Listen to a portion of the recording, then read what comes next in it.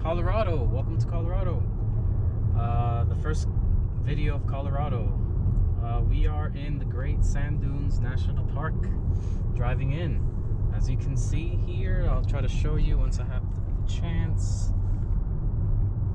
Check that out. Not sure if you can see it, but there's beautiful sand dunes amongst these mountains and these like plains type of thing. It's really incredible. It almost looks kind of out of place, but at the same time it looks like it's always meant to be here. Yeah, we're gonna actually camp here tonight to hopefully catch the sunrise early tomorrow morning. We're about to enter the park. Absolutely beautiful drive coming here. So yeah, we're gonna check out what makes this place very special, even though it looks very beautiful. So yeah, come along.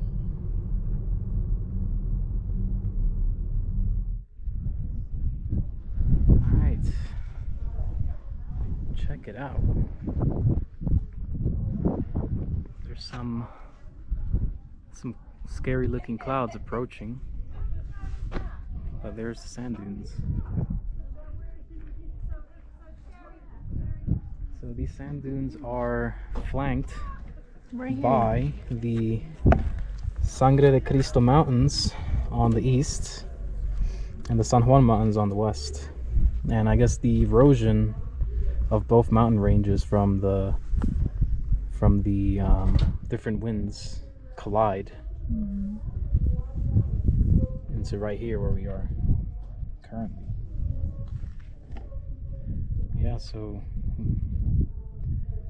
it's cool. Two mountain range erosions all piled up right there.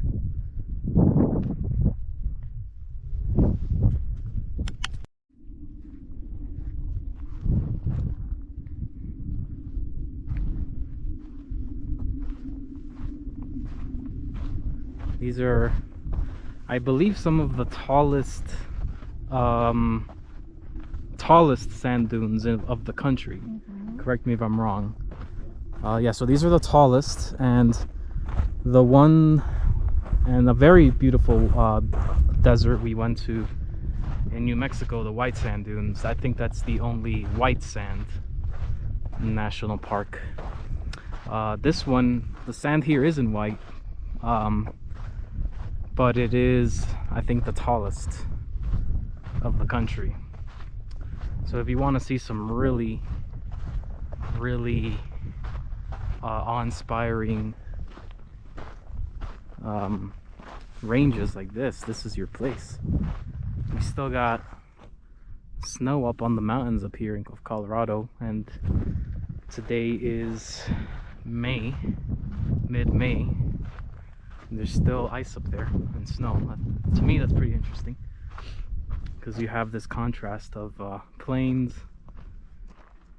piney mountains with a bit of snow, and then a bunch of sand that you would think would belong not anywhere near ice-capped mountains like this.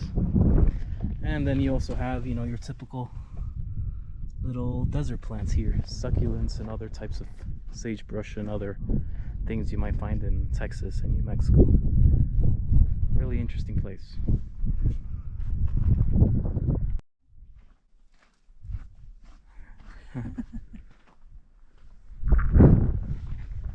Alright, so yeah, you know, I actually want to get up as high on the dunes as is safely possible. I think the views would be worth it. So let's see how that goes. I think this is a little sample. It's always a bit more strenuous to hike on sandy things like this. Out here, water is a very scarce resource. Oh, just kidding.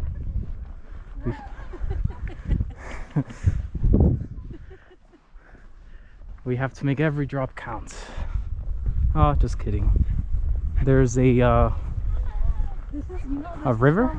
This is from the the snow Oh. ice caps on the bottom, they actually, as they melt, as we get closer to summer, they create this like creek. Oh, there you have it. Here. And the biggest surge you get is actually, I think, in June, obviously, because it's very hot, and so it starts to like get bigger, or like more water. So that's why this is here. So you're saying this is all natural, pure ice water, basically. Yeah, as you can see, there's still snow up there because it's still Yeah. early mid-May. Yeah, there's still some snow up there. Melts, yeah. You got this. Yeah, here it is. I'm not sure. It's cool because it's like not really a river or like a big creek. It's just like a stream. Yeah, it's a like stream. lines of stream. Yeah, it's enough for definitely dip your toes, that's for sure. Very nice. Right? Yeah, so this is separating us actually from the main dunes that we want to cross, so we're gonna have to walk across water here.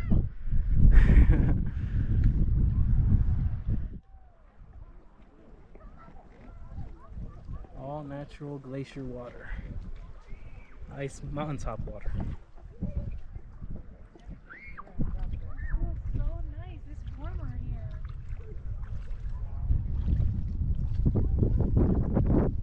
Oh, I read about this too. If you zoom in here, underneath the water, there's like ridges, just like the sand dunes. Just like the sand dunes. I don't. Right now, there's a lot of water, but there's ridges, and then when enough water pushes a really tall ridge, it seems like more water just.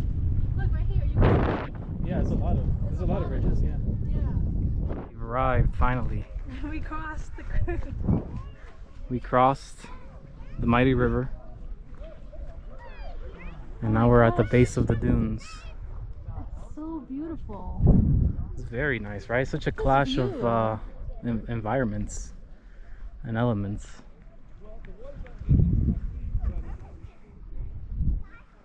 All right, let's see how far up we can get.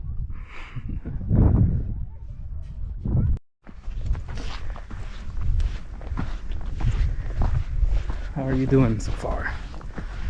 Doing good? Yeah. Yeah. I think I'm gonna take this off.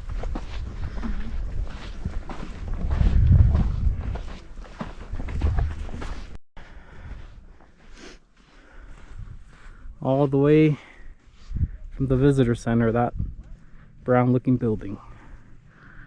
We finally made it to the edge of the great sand dunes. Now begins the arduous hike up.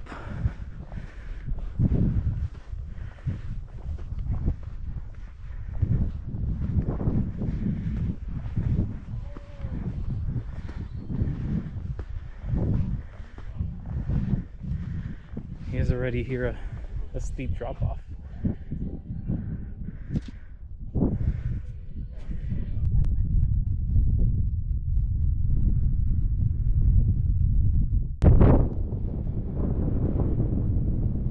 Man, I wish I had a sled, because this is pretty steep.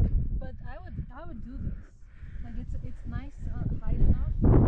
Yeah. Me who's like afraid of like height, I would do this. Yeah, it's a decent And even over there size. is a little bit shorter. Yeah.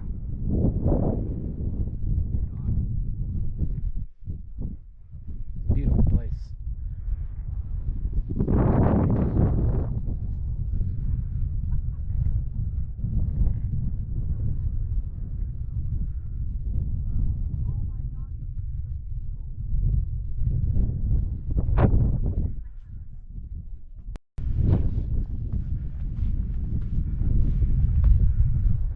Let's catch this tumbleweed. Gotcha. I got it. My first tumbleweed. Let's send this to Seoul up there. Be free.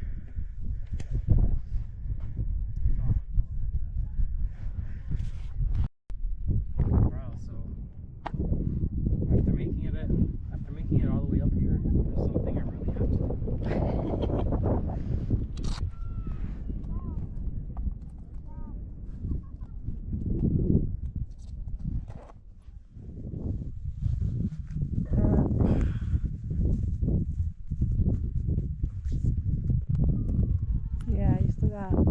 zipper is even like jammed because of all the sand I got in it.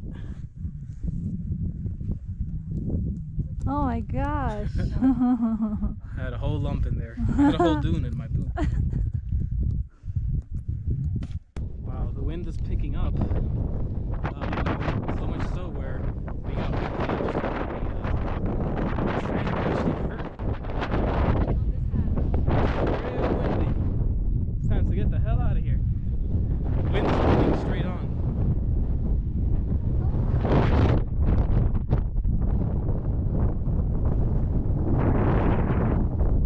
Just wait it out. We'll get back to the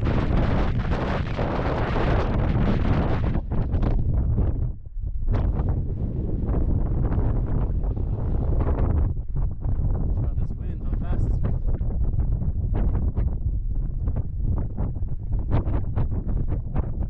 Oh man, you definitely gotta come prepared with either some sort of glasses or a scarf.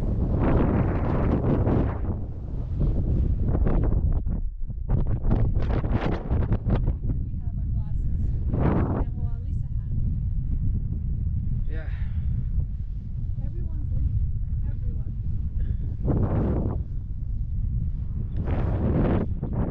But yeah, that wind really hurt. I got an earful of sand, and the wind just lifted up my shirt and just started, the sand started whipping me. Look at my legs. They were exposed. Oh, be careful. Oh, you're good. Your ponytail's in it. Yeah, it's time to get out of here. We're gonna go back to the car. Do you hear this? I hope you hear it on camera.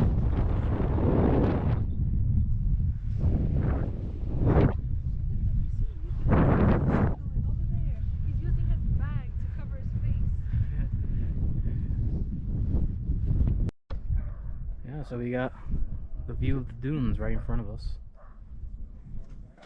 So almost all national park campgrounds have a similar formula where there's usually loops and there's different little sections, and yeah, you can back up your car, and almost standard in all of them that I've seen, they have a little food bin for you to stash your food, because it's not good to leave food out in case of bears and whatnot, so you can lock your food up in there. A fire pit in case you want to do a fire, and a little picnic table. Yeah, so we have this whole little lot to ourselves. Yeah, look. There's a bathroom up there. Yeah, we don't have a tent, so we're just gonna sleep in the car. Well, we could have, but if you do have one. But if you do have a tent, this is where it would go. Very cozy. Yeah, really nice. All right. Yeah. So Sol is setting up the chairs. We're gonna have a fire here.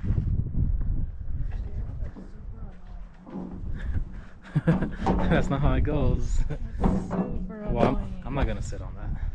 Why are you gonna be so Because you didn't put that yet. You gotta really force it in there. I obviously. So yeah, we got some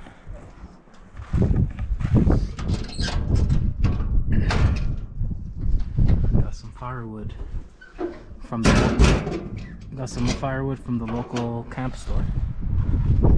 So to make this car slightly more comfortable, we have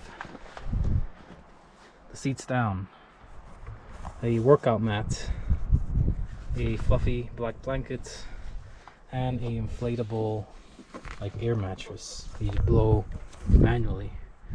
So it's basically two of these on either side. And I got some little nets I'm gonna put up on the windows so that we can leave the windows open, get some air. I got little blinds on all four windows, and for privacy I could put the sun blocker on the front windshield. So yeah, it's our little setup and a little lamp here. Yeah, and we got a few more things that still got set up.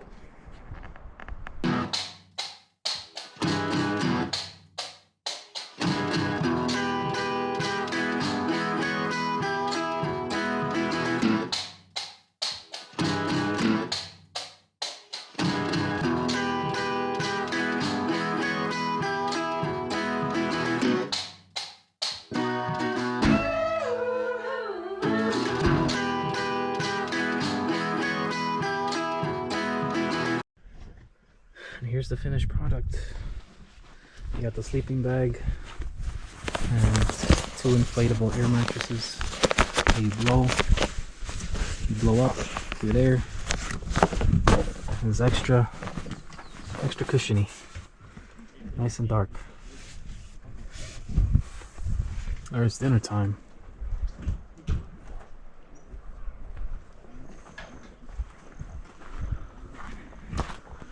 We got the mosquito nets set up as well here on both windows, so you can lower the windows at night and have fresh air come in with no bugs. Hello. Hey. We finally did it. Yeah, look, everything is really organized here. There's not like a hot mess or anything. You got our water jugs here, your drone. Yep. Yeah, everything is really well organized. It's a full setup. And the sun is setting on the dunes. Let's eat.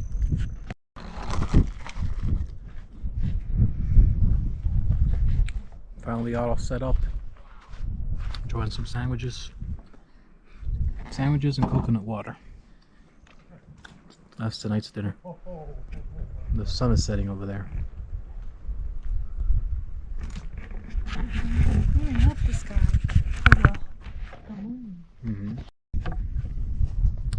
Good morning. We slept okay for the most part. Morning. Yeah, let's It was good. I mean, the comfort level, like it was comfortable physically in the car with the cushion and all that stuff. The problem was, like, you know, it's night 1 and, you know, you don't do your whole evening routine, you know, that you're used to, and so your body's like, where am I? You just don't fall asleep as easily, you know? Yeah, plus we're kind of night owls, so it wasn't until like 2 or 3 in the morning where we're like mentally tired enough. Yeah. For my alarm.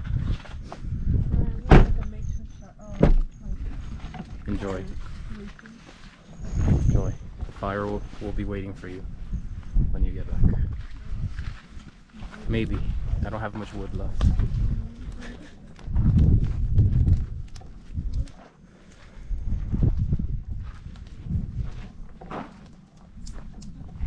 What do we got here?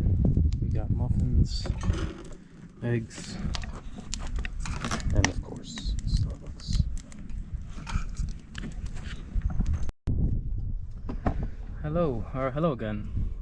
We just left the campground, which is somewhere back there, and in front of us are the main dune fields. I'm not sure if you see it, but just over there is a bunch of little black specks. Those are all where most people hang out. That's where we were yesterday. Just kind of in front of the creek and the visitor center, which is more over here. But yeah, it's very beautiful. All this sand, it's an insane amount of sand, to put it lightly. Yeah, and you kind of get a 2-for-1 with this place, because you have the dune fields over there, and then you're flanked by these by the Sangre de Cristo Mountains, which still have a bit of snow left up there, and just trees. So yeah, you feel like you're in this deserty, kind of like a 2-for-1, I guess you yeah, can like say. 2 different like biomes almost in one. 2 different biomes. All right. We're leaving the park. Yeah, this is farewell to the Great Sand Dunes just over there. Really incredible place. Really incredible. Yeah. Yeah, so these are, I confirmed, these are the tallest sand dunes in North America. Definitely worth checking out for that fact alone. Yeah, the camping experience was really nice. We stayed at the, I think it was called the Pinon Flats campground. Very nice, the people very friendly. You can have little campfires there, wood fires. This is, I think, one of the top rated dark skies national park, I guess you can Yeah, say. it's like there's like international dark sky locations where around the world they're like identified places where like there's no light pollution, so that you can capture the night skies, the sun, the starlight, moonlight, things like that. And this is one of those. This is identified as one of those places. Yeah, and last night we were lucky enough to. It was a full blood moon solar eclipse or lunar eclipse. Lunar eclipse. It was a lunar eclipse last night. So the moon was red. The moon was red. I got a crappy little blurry photo. We tried our best given the circumstances. I'll probably include that image on the video. But that was really in person though. It was magnificent. Yeah. Really cool because like at first the moon was you couldn't find it because there was actually a lot of clouds in the sky. So we were like, oh man, we weren't gonna get to see it. And I was excited to see the blood moon because, you know, it would be red. The moon is in Scorpio. I'm a Scorpio. So I was excited about it. But then it came out of nowhere, like this red sphere in the sky. And the stars started to come out as well because the clouds started to go away. But the moon was still really dark. I mean, it's an eclipse. So it was hard to get it on camera, especially as we're learning how to use these like zoom lens specifically to capture things like the moon. But seeing it in person was like, wow, it was so beautiful. And then it went from like we went to bed, and then the moon started to clear because from the eclipse, and then it became so bright that it was like They actually didn't let us sleep. yeah, it was suddenly the sky was so bright because it was also a super moon, meaning that the moon is closest to the earth right now, like in orbit. So it's bigger than it is at other times of the year. So it was a blood moon with the eclipse. It was a super moon because of its closeness to the Earth's orbit, and it was also called the flower moon because it's you know, the May, and then the flowers are blooming. So every moon has like a name, and so the May full moon is called the flower moon. So it was just like a lot of things related to the moon last night, and it was awesome. It was really awesome being here. No exaggeration. The moon was so bright that I thought there was a person with a flashlight shining right outside our car window. Yeah. I thought it was a man with a flashlight, and I peeked outside the window, and nope, it was actually the moon. Yeah. That's how bright it was. Yeah. That was the brightest I've ever seen it, I think. Yeah, it was really impressive because suddenly you went from, oh, we can't even see the dunes behind us once the sun set. We couldn't even see the Sangre de Cristo mountains. You couldn't see anything beyond like the immediate shrubs and trees right in front of you. And then suddenly, later into the night, you could see everything so clearly. Yeah, clear as day. So clearly, as if like, I don't know, like it was like the sun in the dark sky. Because that's how bright the moon was. It was just so white. Everything. It just lit everything up. Yeah. Yeah. So that was really cool. That's not something you can say about the moon coming from New York City. Like the moon is just in the background because the city itself lights everything up so much that the moon is just in the background. Yeah. But here, the moonlight was lighting everything up. Just the moon. There's nothing like the desert the great thing about desert national parks like this one and White Sands is that at night it's like a completely different park. You can really appreciate the night sky a lot more in places like this where there's so little light pollution and where you have basically not much tree or foliage blocking the sky. You really could appreciate the galaxy, the stars, the moon in places like this. While in the day you can frolic around in the sand and the dunes, at night you can sort of just stare at all at the night sky. It's really, really breathtaking, for sure. Yeah. And we've noticed like when you go to national parks, they actually do like promote this in some way where it's like, you know, they have posters or like half the stickers. Park is after dark. Yeah, half the park is after dark. To encourage more people to think about, hey, you can also check it out at night and just get a completely different experience, which is what we're loving about camping at the national parks. You know, we get to see the stuff during the day, hike, do all those like intense things, and then at night it's a completely different vibe. So yeah, I recommend it if you can do it. Get out there and support your national parks. Yeah, it's really fun. Really fun. All right, cool. So we're gonna drive out, and we'll see you next time.